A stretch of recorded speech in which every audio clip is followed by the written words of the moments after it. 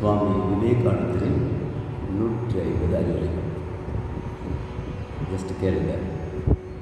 ஒரு பெரிய மரத்தில் அழகான ஒரு பழம் பழுத்து கனிகிறது.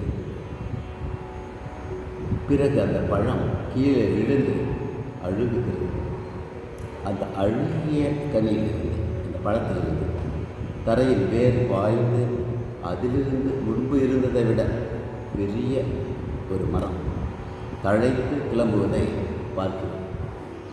இத்தகைய ஒரு தாழ்ந்த நிலையிலிருந்து இந்தியர்களாகிய நாம் இப்பொழுது வெளியே வந்திருக்கிறோம்.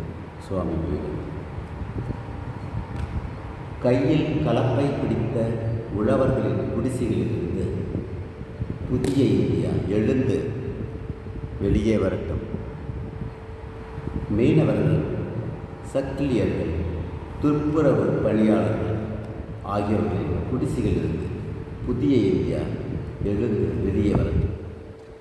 பலசரக்கு கடைகள், பலகார கடைகளிலிருந்து புதிய இந்தியா எழுந்து வெளியே வரட்டும்.